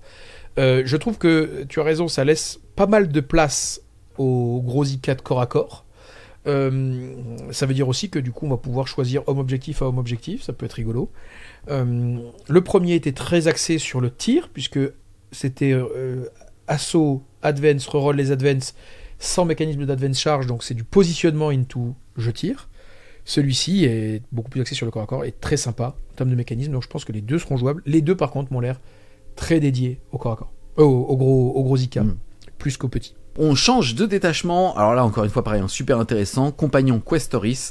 En gros on vous rappelle que la règle d'armée c'est au début de la partie soit de façon aléatoire, soit de façon choisie, de choisir un fait à réaliser, et si jamais vous le faites, on les rappelle, c'est soit détruire un personnage que vous choisissez, soit avoir plus d'objectifs que votre adversaire, soit détruire plus d'unités que le numéro du tour, hein. Donc c'est assez facile à réaliser. Si vous le faites, vous gagnez justement 2 points de commandement, si vous le choisissiez c'était 3 points de commandement, et surtout vous allez bénéficier du statut honoré. En plus de ça, vous allez aussi choisir un bonus parmi plus d'un en mouvement, plus de la capacité de contrôle d'objectif ou la relance à une activation d'une touche et d'une blessure. Là, ce détachement, c'est compagnon Questoris, héros de légende. Si au début d'un tour, votre serment est respecté, c'est-à-dire que vous êtes déjà au statut honoré, vous allez pouvoir choisir directement au début de votre tour un deuxième fait à réaliser. Si vous le réalisez, par contre là ça sera pas 2 ou 3 points de commandement, ça sera qu'un seul, mais par contre vous allez pouvoir choisir un deuxième effet bonus. Oui, c'est très fort. C'est très fort. Et on va le voir, toutes les améliorations que l'on va voir sur ce détachement sont des once per battle, donc une fois par partie, mais qui sont rechargés à chaque fois que vous générez votre fait. Donc le game design est dingue. Ça veut dire aussi, réfléchissez 2 secondes, on a un fait qui est pas évident à faire, qui est tuer un personnage. Quand vous le choisissez en début de partie, le personnage, l'adversaire le connaît, donc il va le préserver. Là, vous n'allez pas le choisir en début de partie. Vous allez le choisir au début de votre tour. Donc le personnage qui est disponible, vous le pétez. Voilà. Et ça, c'est méga chiant. Ça veut dire que vous rendez, avec ce mécanisme de farming de vos faits, tous les faits de chevalerie, vraiment facile à réaliser. Concrètement, dès que vous en avez fait un, vous avez deux améliorations. Dès que vous en avez fait deux, vous avez les trois. Yes. On commence à parler des optimisations. Le premier, c'est Héros du Triomphe. Il vaut 15 points. Figurine chevalier impérial seulement. Une fois que celui-ci a fini un mouvement de charge, il peut utiliser l'optimisation, faire un test d'ébranlement à -1 à toutes ses cibles de sa charge, et ensuite l'amélioration est vidée. Comme tu l'as dit, une fois que tu seras passé honoré, tu pourras justement la réutiliser une deuxième fois. Oui, tout à fait. Bah écoute, toujours intéressant. Hein. Allez, on l'a dit, donner des battle shock tests, ça permet d'éviter des interruptions, ça permet d'éviter de se faire auto-C sur un objectif. Moi, je trouve ça toujours très fort. Ensuite, pour 10 points, la moins chère, on va avoir Divination du tueur de Guivre. Une fois par partie, à la phase de tir, il va pouvoir, s'il tire sur une unité qui a le mot-clé vol, relancer tous les jets de touche. Bon, ça c'est ok, c'est un peu conditionnel, c'est pas ce que je prendrai en premier. Yes. Ensuite, on va avoir pour 15 points le Fanion du Fureur Argenté, qui permet à en mêler, une fois par partie, d'avoir touche soutenue 2. Et encore une fois, on pourra la recharger. Touche soutenue 2, c'est toujours très fort. Après, encore une fois, là pour l'instant, depuis le début, je n'ai pas vu d'amélioration de reliques qui soit structurante dans un gameplay. Donc ça peut venir éventuellement compléter une liste si vous avez des points pour améliorer un petit peu vos effets, mais elles ne sont pas clés dans le gameplay à date. Yes, et on va terminer par Condamnation écrasante qui vaut 10 points. C'est figurine chevalier impérial seulement. Quand il est choisi pour combattre au corps à corps, vous allez utiliser avec cet usage unique qu'on va pouvoir recharger encore une fois l'unité. Il faut qu'il ait détruit une unité et vous allez pouvoir choisir une unité à 12 pouces de l'unité détruite et jeter l'équivalent d'une grenade, jeter 6d6 et sur chaque 4+, faire une mortelle. C'était l'équivalent d'un ancien stratagème quand on écrasait quelque chose avec son gantelet et qu'on pouvait balancer sur l'adversaire. Ouais, bon, tout ça est bien mignon sur le plan lore accurate. En réalité, ce n'est pas structurant pour le gameplay. Yes, on va passer du côté des stratagèmes. Résistance valeureuse, ça coûte 1 PC, on l'utilise à la phase de tir adverse ou à la phase de combat dès qu'on est pris pour cible d'une attaque. Et on hérite d'un petit insensible à la douleur à 6. Je précise qu'on ne peut le faire que sur les gros. Ça c'est intéressant. Bon, on s'en doutait hein, quand on a vu le titre du détachement, Kestoris, on retrouve l'ADN du Kestoris, donc un film de Pain à 6 qu'on a perdu hein, donc, dans les règles donc, de base. Donc c'est pas anecdotique, le problème c'est que c'est un stratagème. Donc c'est pas surtout, c'est coûteux. Yes. Pour un PC ensuite, on va avoir le duel titanesque à votre phase de tir ou à votre phase de combat. Si jamais vous avez un gros, donc un titanesque qui tape lui-même un titanesque monstre ou marcheur, alors vous allez avoir +1 pour toucher et +1 pour blesser. Avant de te laisser, je précise, hein, c'est titanesque et ou monstre et ou marcheur. Donc ça marche sur tout le monde. Bah, ça c'est forcément plus fort. Hein. Un PC, plus un bless tir ou corps à corps, c'est big. Ça veut dire que vous êtes un tueur de véhicules, de monstres, vous n'avez aucun problème à taper des gros modèles. Donc ça c'est très fort. Ensuite, pour un PC, on va avoir le mouvement de gloire. À votre phase de combat, vous allez pouvoir faire un mouvement de consolidation de 3 pouces supplémentaires, sous réserve que ça vous permette d'engager des nouvelles unités. Voilà, donc c'est pas fait pour retrouver un positionnement vers un objectif, mais si vous pouvez en engager d'autres. Ça, c'est un peu situationnel, c'est pas forcément central. Yes, un qui a trop pété, on l'avait découvert avec les Chaos Knights, c'est sillage du héros, c'est le fait de rendre à sa phase de commandement sticky objectif, mais avec un contrôle d'objectif de 5. Oui. Très très fort. Bah ça c'est un turbo stick obj, voilà. C'est vraiment pas mal. Derrière, c'est difficile de vous reprendre l'objectif, donc pas inintéressant du tout. Yes, guerrier inexorable, il nous le fallait. Hein. C'est la seule attitude qu'on a et c'est la seule faille qu'on a quand on a un joueur Imperial Knight pour 2 PC, c'est le fait à la phase de mouvement de pouvoir tirer et charger un tour. On a battu en retraite. Bon, ça brise des gameplays. Hein. Pouvoir pour même 2 PC désengager, tirer, charger. C'est énorme. Donc encore une fois, on est sur un détachement, d'ailleurs qu'il le dit dans ses cibles de stratagème, est dédié au gros, au Titanic. Yes. Ensuite, on passe d'ailleurs. Alors, est-ce que ça sera game changer pour le choix de ce détachement? C'est le fait de pour un PC d'avoir la seule occurrence d'advance et charge uniquement sur un titanesque d'ailleurs. Donc, question pour toi, est-ce que tu préfères avoir +3 de mouvement ou est-ce que tu préfères advance et charge dépendant du détachement? Ouais, je préfère +3 parce que je vais le donner à 2 lancers. Moi, je suis un gourmand. Mais oui, Advance Charge, c'est toujours intéressant. Simplement, c'est dans le mauvais détachement, là, puisqu'on ne relance pas les Advance, on ne relance pas les charges. Mais c'est toujours intéressant. On a fait le tour des détachements qui parlent que des gros. Il nous reste à voir le détachement qui va booster les petits, le fer de lance de Lige. Qu'est-ce que tu peux nous dire finalement sur ces 3 détachements? On voit qu'ils ont quand même, en tout cas en termes d'équilibrage interne, bien réglé leurs choses. Oui, on va beaucoup aimer l'hypermobilité du premier et les petites astuces, les petits tricks qu'on va pouvoir déclencher. On va beaucoup aimer le côté très défensif, le côté très résilient du second, qui va être plutôt le creuset des I4 corps à corps avec 2 lancers. Le troisième est toujours très intéressant parce que lui, c'est un peu le all-comer. On peut désengager, tirer, charger. On peut advance tiré. On peut avoir plus un bless sur tout ce qui est un peu gros, sauf véhicule non titanesque.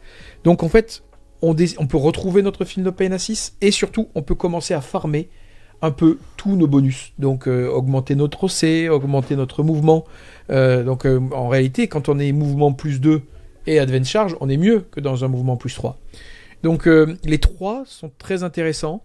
Les enhancements du 3e sont un peu faibles par rapport aux autres. Par contre, les stratagèmes ont une plus grande valeur tactique. On l'a dit, Feel No Pain, désengager, tirer, charger. En gros, quand vous avez la Challenger card qui permet de désengager, tirer, charger avec un IK, souvent ça vous gagne la game. Ouais. Donc ben là, pour 2 PC, vous l'avez. Il nous reste à voir un détachement, c'est le fer de lance de Lige. Il vous donne comme règle de détachement leçon chevaleresque. En gros, au début d'une phase de commandement où vous allez utiliser une aptitude de Lige, si vous ne l'avez pas encore fait, vous n'allez pas choisir un armigeur à côté, vous allez en choisir jusqu'à 3. Et ces 3 qui seront à 12 pouces, voire 15 si vous êtes honoré. Bien évidemment, on ne peut pas mettre une aptitude de Lige à une unité qui est déjà ligée.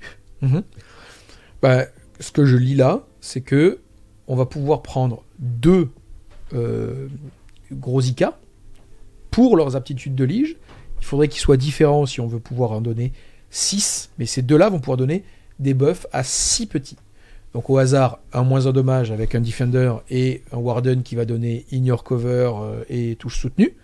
Et vous allez vous retrouver avec 6 petits buffés. C'est quand même très intéressant. Peut-être d'ailleurs, voulez-vous juste avoir un Defender ou 2 Defenders si vous perdez le premier, et vous donnez que des moins 1 dommage. Avec 2 Defenders, vous allez quand même avoir 4 petits qui vont être moins 1 dommage. Donc c'est quand même très intéressant ce pouvoir d'armée si vous voulez multiplier les petits et multiplier les problèmes pour votre adversaire, pas tous les œufs dans le même panier. Je rappelle à ce moment-là que les Armingers sont battle line. Il est important de rappeler, on l'avait pas dit quand on a regardé les datasheets, qu'ils ont perdu ce mot-clé battle line. Yes, donc déjà ils ont perdu en OC, mais ça on l'avait vu, mais le fait d'avoir perdu le mot-clé ligne veut dire que vous êtes limité à 3 exemplaires par entrée. Là vous êtes limité à 6 par entrée. Donc là vous pouvez prendre 6 Morax, 6 Elveride ou 6 Arminger Warglaive. Voilà, donc ça c'est aussi... Arminger. Non, toujours Arminger. Et donc ça c'est quand même assez intéressant dans le list building, et c'est, je trouve plutôt bien qu'ils aient limité ce mot-clé battle line au détachement qui a supposé les accueillir, et que ce soit pas tout le monde, parce que c'était quand même un peu open bar. Yes, on va passer du côté des améliorations avec Fierté du Mentor. Elle vaut 20 points. Figurine de Chevalier Impérial seulement, tant qu'au moins 2 figurines d'Armigères ont été ligées à ce tour, alors vous allez relancer les jets de touche de 1 pour les Armigères. Bah écoute, relance des 1 pour les Armingers, c'est fort, hein. Dès que tu as des multimelta, tu as très peu d'attaques, même quand tu es sur des Elverine, tu vas être content. Par ailleurs, c'est un minimum les 2, ça veut dire que ça va attribuer ce bonus à toutes tes liges. Donc mettons que tu aies mis cette amélioration sur ton Warden qui va donner à tes Elverine touche soutenue, In Your Cover, il va aussi leur donner reroll les 1 à la touche. Ça développe un double gameplay qu'on aime, oui. En tout cas d'avoir un gros entouré de 3 petits à chaque fois, c'est assez sympa, surtout avec des aptitudes à 12 pouces. Ensuite, on va avoir comme deuxième la Fable du Cauchemar qui vaut 10 points. Pareil, on va le mettre sur un Chevalier Impérial qui va pouvoir justement donner son aptitude logique à minima 2 Armigères, voire 3. Et là, ça va donner aux petits la précision. En mêlée. Et bon, ça me paraît assez situationnel. On continue avec le compte héroïque qui lui vaut 10 points et qui permet de faire la même chose, c'est-à-dire jusqu'à 2 aptitudes de lige sur les armigères pour ignorer tous les modificateurs à la touche et à la blessure sur les petits. Oui, alors ça peut être très fort si on a décidé de build très spécifiquement contre telle ou telle armée qui met des modificateurs. Sinon, pour l'instant, c'est un bon outil de build, mais c'est pas un auto-include. Yes, et on termine avec le tutorat martial qui lui vaut 15 points et qui va permettre tout simplement aux figurines de l'aptitude de lige, encore une fois minimum de armigeur, blablabla, d'être ciblées pour les petits sur le stratagème contre-offensif pour 0 PC. Ça me paraît aussi très situationnel. Il y en a vraiment que un qui est très fort et qui doit être auto-include, c'est le relance des 1 à la touche. Qu'on va mettre sur le Warden ou sur le Crusader. Yes, on passe maintenant du côté des stratagèmes. Le premier c'est Vertu du Courage, celui-ci vaut 1 point de commandement. On va l'utiliser soit sur un armigeur, soit sur un Chevalier Impérial titanesque et automatiquement le diffuser sur ses liges. Et en gros, vous allez pouvoir choisir une unité ennemie et tous les armigeurs vont avoir +1 pour toucher. Ça devient intéressant, hein. Vos 3 armigers qui vont relancer les 1 pour toucher, ils vont toucher à 2. Toucher à 2, reroll les 1, c'est bien. Ensuite, pour un PC, on va avoir la sagesse du parangon. Pour un PC, on va choisir un gros et à minima un armigère, mais voire plusieurs, c'est-à-dire comme d'hab, ce qu'il aura ligé. Et encore une fois, ces armigères vont avoir +1 à la perforation d'armure sous réserve qui cible la même unité ennemie. Mais encore une fois, hein, là c'est très très fort. Vous allez avoir des armigères qui vont être PA2. En fait, en fonction de ce dont vous avez besoin, si vous ciblez une unité dans laquelle vous avez besoin de volume et donc de toucher toutes vos attaques, plus 1 pour toucher. Si vous ciblez une unité qui est très armored, donc avec de l'heavy armor, vous allez payer le plus 1 PA. Si vous avez le budget, je possède des thunes, payez les deux, tranquille. On a parlé d'un bondsman qui viendrait du Warden, qui donne touche soutenue et in your cover. In your cover, plus 1 PA, donc on est PA2 in your cover, donc voilà, ça c'est quand même fort. Si vous êtes avec le Castigator, vous allez avoir plus 1 PA, donc vous allez avoir des Elverines qui vont être nativement PA3. Bon, il y a plein de choses à faire. Hein. Complètement. On continue avec le manteau du mentor pour 1 point de commandement, c'est la phase de tir. On va choisir à minima un titanesque et ses liges, et on va donner aux liges la capacité de pouvoir tirer un tour où elles ont battu en retraite, pas chargé par contre. Ça encore, c'est très fort. Jusqu'à présent, on jouait les Elverines très en retrait parce qu'ils étaient trop sensibles au clic. Bon là, ça veut dire que tout ce que vous allez avoir engagé en front va pouvoir fallback tir. Imaginons que vous jouez 6 Elverines. Il y en a 3 qui sont dopés par des mécanismes d'attrition, plutôt en arrière. 3 qui sont dopés par des mécanismes de résistance, moins 1 dommage. Bon, vous pouvez les jouer front, moins 1 dommage, 1 vue à 5. Dès qu'ils seront engagés, fallback tir, puisque là, vous allez du coup cibler le Defender qui leur a attribué le moins 1 dommage. Ça donne beaucoup de souplesse tactique à votre petite armée de robots. Ouais. Ensuite, on va avoir érodé leur rang pour un PC. Encore une fois, même principe. Hein, on va choisir à la phase de tir un titanesque et ses petites liges. Ces petites liges vont avoir le tir rapide. Je rappelle que là, on est doté de la lance thermale. Hein, donc chaque arme va faire un tir supplémentaire à mi-portée. Oui, ou Elverine qui du coup va avoir... 2 armes pour le coup. Qui ont 2 armes, du coup, qui passes vont de se 8 à 10. retrouver 8 à 10. Encore une fois, ça a l'air d'être très PC-vore, mais on rappelle que vous avez des mécanismes qui vous permettent de stacker les PC dès lors que vous êtes honoré. Là, je sens en plus de ça que ça sera quand même pas très difficile d'aller obtenir le fait d'armes, parce que vous allez avoir plein de mecs qui vont envahir la table. Donc voilà. Donc vous pouvez, dans le meilleur des cas, si vous avez le budget, hyper investir. Vos Elverines ne vont pas faire 8 tirs, mais 10. Ils vont toucher à 2, reroll les As, ils vont être P à 2. Oh, ça tabasse, hein. Yes, on enchaîne ensuite avec le devoir sera votre bouclier pour un PC à la phase de tir adverse. On va choisir un armigère par contre, et celui-ci va avoir l'équivalent d'une armure du mépris, c'est-à-dire moins 1 la PA. Très bien, hein. Ça c'est fort. Hein. Shooting phase, ça permet de résister. Très bien. Ça permet parfois, vous êtes toujours à couvert la plupart du temps. Donc ça permet de quand même pas mal à adapter. Je rappelle également dans le gameplay qu'on est en train d'envisager qu'à tout instant, le Defender il sort, il se met devant, et votre armée elle a 4+1 vue. Donc en début de game, vous n'avez pas besoin de le perdre.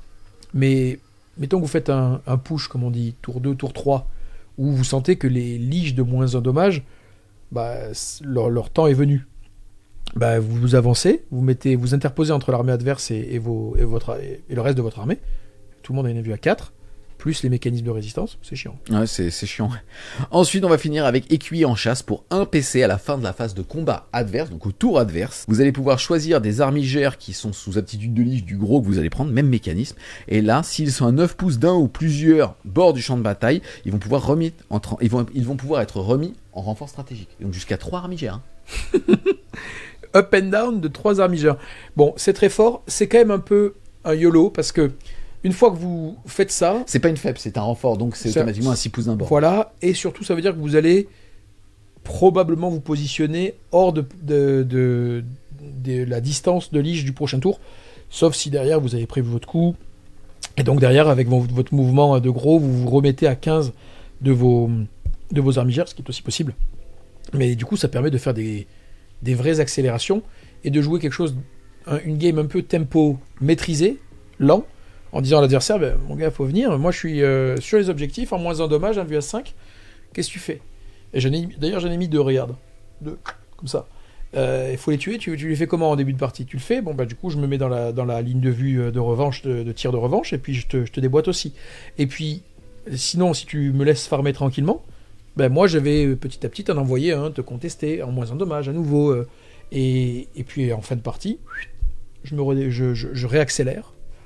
Non, c'est vraiment bien, j'aime beaucoup. clairement, il va y avoir plein de choses à faire. Hein. Là, si on conclut rapido, donc là, on est sur un détachement qui, encore une fois, va vous permettre de faire avec 2 gros jusqu'à 6 aptitudes de lige, 2 aptitudes de lige, mais répliquées sur 6 petits, et donc d'avoir cette espèce de carburant. Faut juste noter aujourd'hui qu'en termes de coût en points, bon, c'est très bien parce que les armigères sont à 140 points, le Moirax c'est 10 points plus cher, mais globalement, on peut avoir très facilement, en gros, entre 2 gros et 6 à 8 petits, dépendamment des améliorations. Donc on va avoir ce fameux carburant, et on va être capable de jouer au moins sur 3 tours et se faire plaisir, c'est super important, qui, encore une fois, combiné avec les autres détachements, va vous donner envie de jouer des gros, à minima de Lancer, enfin des trucs comme ça. Enfin, il est riche ce codex. Il est très riche. Il est très riche parce qu'on va avoir envie de build des armées avec un bondsman et puis plein de petits, ou 2 bondsman et puis plein de petits. On va avoir envie de build des choses très axées sur les gros et du corps à corps. On va avoir envie de taper des choses qui sont plus des gros mixtes, puisqu'on va là dans le détachement Castoris, on va pouvoir désengager, tirer, charger. Donc dans ces conditions-là, par exemple, on a Trapos qui tire très bien et qui close très bien. Ben, on le regarde différemment, parce que on l'engage, s'il est pas mort, désengager, tirer, charger, je suis dans ta zone en fait. Je vais charger ton home objectif, quand on bouge de 15, enfin de 12, puis de 12, on tire sur ce qu'on veut, on close ce qu'on veut. Surtout quand on traverse les murs. Donc ça c'est central. Et puis on pense aussi au premier détachement, Advance Tier, où on va se dire, tiens, peut-être que je peux jouer quelque chose qui est très basé sur full gros, donc mettons 3 gros, un Lancer, donc 4 gros en tout. On peut imaginer également qu'on ait quelque chose de plus tempo, 3 Defenders, et après que des petits, au moins 3, suffisamment de petits pour leur attribuer les liges, et les 3 Defenders, on va les alimenter avec le PC de touche soutenue, touche létale. Donc on va avoir des Defenders un peu de backlane, qui vont utiliser leur règle titanique pour dire, moi je reste très loin, tranquille, et j'ai mon plasma qui va être létal, grâce au stratagème, et j'ai mon beamer qui va être crit fort, létal, sustain D3, et ils sont toujours dans une galette de 18. Donc ça veut dire, déjà ils peuvent se répondre, mais surtout tu les buffes les 3 d'un coup. C'est intéressant. Ouais. Franchement, beaucoup de richesse de jeu, ça fait plaisir, ça offre énormément de rejouabilité avec une armée Ika qui à l'époque n'en avait pas beaucoup. On va pouvoir en plus de ça, adaptabilité même au sein des détachements et des listes au début de la partie. Nos objectifs entre guillemets de fait, et aussi justement nos aptitudes. Et il y a un côté très friendly débutant à base de je vais choisir les trucs évidents, tour 1 t'as une unité infiltrée, écoute, moi je vais choisir de te péter, ou alors au contraire je vais choisir de all-in T1, comme ça je suis sûr d'avoir plus d'objectifs que toi au T2 et je suis tout de suite honoré. Et honnêtement je trouve que c'est très évolutif comme échelle de puissance. C'est très évolutif, et puis je pense il y a une vraie richesse. Je pense que contrairement au CK où il n'y a pas photo, l'Infernal est au-dessus, là je pense qu'il y a photo. Parce que tu vois, le Castoris, il y a photo. Le Castoris, tu vois, à la première lecture on se dit, ouais. La deuxième lecture en fait, ça veut dire que dans le meilleur des cas, tour 3, tu as relance une touche, une blesse, plus de mouvement, plus de LOC et bonus de leadership. Parce que tu as fait tour 1 et tour 2, tes 2 faits, c'est tout à fait possible. 2 des 3 faits, c'est tout à fait possible. Et tu as eu 2 PC de bonus, plus 1 PC sur le deuxième fait. Faire le troisième fait te permettra d'avoir encore un PC. Donc tu as une chier de PC, tu as tous tes pouvoirs, tu peux désengager, tirer, charger, ça veut dire que les règles classiques qui permettent de contrôler un adversaire pénible qui est un Ika ne s'appliquent pas à toi, dès lors que tu as 2 PC, tu les as. C'est vraiment, vraiment très dur. De l'autre côté, on l'a dit, les lancers qui t'arrivent dessus 2 par 2, en bougeant de éventuellement 16 plus 3, 19. Parce que donc 14 plus 2 plus 3, c'est aussi très désagréable. Et on l'a dit encore de l'autre côté, un truc qui reste très très loin et te dit, moi j'ai bien pris une table bien dégagée. J'ai mes 3 Defenders qui rendent mes petits vraiment méga chiants à tuer. J'ai un Rotate Ion Shield, ça veut dire que j'ai mis un petit sur un objectif, il est moins en dommage. Et si je veux, il est 4 plus 1 vue. Donc vas-y, tire dessus, je te regarde. Et j'ai des PC pour reroll les saves, etc. Et de l'autre côté, quand je vais tirer, je vais être anti-tout 4+. Parce que c'est ça que ça veut dire, crit fort, létal. Anti-tout 4+, à la touche. Et sustain D3, force 12, moins avec une reroll, potentiellement. Avec une reroll. Ça veut dire que tout ce qui est visible meurt, en fait. Il y a peut-être un problème de volume. Mais ça veut dire aussi que tes 3 plateformes de tir sont 1 vue à 4 de base. Le petit qui est sur l'objectif est en train de farmer ton primaire. Pour un PC, il serait 1 vue à 4. Mais comment on te tue de loin ? Comment ? Ça se passe comment ? Je ne sais pas. Je ne sais pas. Donc voilà, j'aime beaucoup cette idée, qui est d'ailleurs une idée qu'on retrouve dans le codex Votann. Le mécanisme de je te touche en crit fort, donc les critiques Ah, plus 18, ouais. dans le beamer, dans le Votann, on le retrouve là, touche critique à 4, létale, ça c'est directement sur l'arme, et puis vous pouvez rajouter, réinjecter avec des stratagèmes des mécanismes de touche soutenue. Là c'est l'inverse, vous êtes touche à 4, crit fort, touche soutenue, D3, et vous pouvez rajouter un mécanisme de létal. Oh, c'est quand même gourmand, hein. Quel gourmand. Très très bon game design. Oui. Aussi bien en termes d'échelle de puissance qui fait qu'on va être respecté sur table que en termes de plaisir de collection, on va être capable quasiment de tous les collectionner. On a vu les aptitudes de Lige, il y en a des très fortes, le moins un dégât, linear cover ou des choses comme ça, mais globalement 80% est jouable. Oui. Tu vois ce que je veux dire, et tu seras jamais ridicule avec. Donc franchement, c'est une très belle réussite de la part de Game Workshop en termes d'écriture. Les détachements sont tous jouables, 100%. Ce qui est moins vrai, c'est pour les datasheets. Il y a des datasheets qui sont objectivement en dessous, mais c'est pas grave, parce qu'en fait, vous n'allez pas voir les mêmes selon que vous prenez les détachements, et ils sont tous jouables. Yes. Ça, c'est top. Eh bien écoute, un grand merci à toi d'être venu de justement rien. nous présenter cette nouvelle armée pour Warhammer 40 000. Les amis, on espère clairement que vous aurez aimé cette vidéo. C'est le cas, n'hésitez pas à mettre un gros pouce bleu dessus, à la commenter, à la partager. Si jamais vous voulez soutenir French Game Show, n'hésitez pas à aller faire un tour sur son Tipeee, le lien sera en description. Et nous, on vous dit A plus, les Wargamers.